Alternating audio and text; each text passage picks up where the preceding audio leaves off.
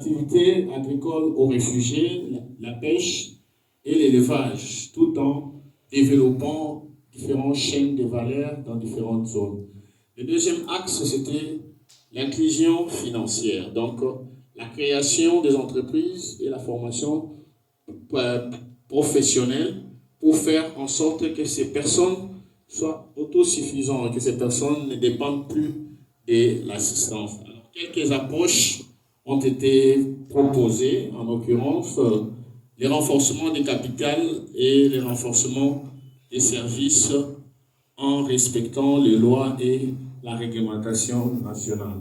Donc, tout cela, c'était en tenant compte des systèmes de marché et des luttes contre les différentes barrières qui font en sorte que ces réfugiés ne soient pas intégrés dans d'autres opportunités. Et l'intervenant avait encore présenté une nouvelle approche du SR, donc c'était l'étude du marché et l'étude des nouvelles opportunités.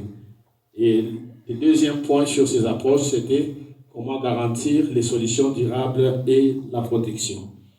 Je crois que ça, c'est les différentes interventions. Et je crois le dernier point, c'était le changement des théories. L'intervenant a présenté quelques changements dont il a parlé de l'orientation de plans de coordination provinciale où les acteurs doivent se réunir pour faire des interventions et des recommandations, c'est-à-dire et les gouvernements et les partenaires des mises en œuvre doivent se réunir sur le plan provincial pour pouvoir faire des interventions et des recommandations. Il y a la promotion des chaînes de valeur, le développement des infrastructures, avoir un tissu économique favorable et asseoir un cadre juridique et entrepreneurial national incluant ces personnes forcées à se déplacer. Et l'avant-dernier, le sixième point portait sur la création des opportunités en développant les chaînes de valeur. Et l'intervenant avait parlé de la promotion de l'artisanat dans la nouvelle technologie de l'information, ainsi qu'un plaidoyer sur l'emploi salarial. Alors, il a été relevé quelques défis. Et le premier défi, c'était lié à l'inclusion financière en favorisant les subventions et les suivis administrationnalisés. Alors, les effets de la réintégration, c'était le dernier point où l'intervention des SR avait dénoncé, c'est-à-dire qu'il fallait parvenir à l'autosuffisance des capacités. Donc, on a parlé de différentes réalisations de partenaires qui accompagnent les différents projets liés aux rapatriés et à leur intégration. Alors, il y a un défi dont il a relevé le défi majeur, c'était lié à l'accès aux titres fonciers. Il a été difficile dans la mise en œuvre d'acquérir des terres comme à titre privé pour le réfugié, pour le projet agricole. Et ça, c'est encore sur la table de cadastre et des affaires foncières. Mais jusque-là, on continue à louer les terres arabes. Alors, une demande récurrente de partenaires pour la durabilité de ces projets.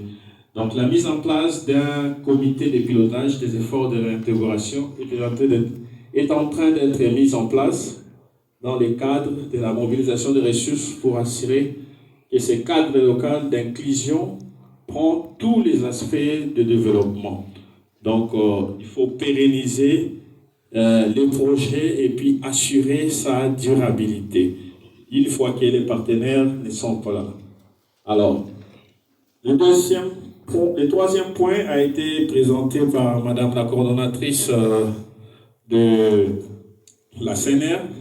C'était le point lié à la contribution du SR à l'atteinte des engagements du gouvernement congolais vis-à-vis de partenaires.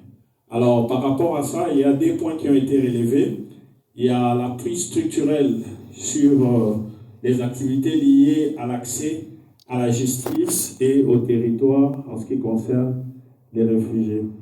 Pour l'aspect lié à la justice, Nous avons parlé de différentes interventions de la CNR aux côtés des réfugiés, normalement en ce qui concerne la documentation, qui est l'un des engagements pris par la RDC sur le respect de la lutte contre l'apatridie. Donc, pour éviter à ce que les enfants soient des apatrides, la CNR facilite l'accès à la documentation.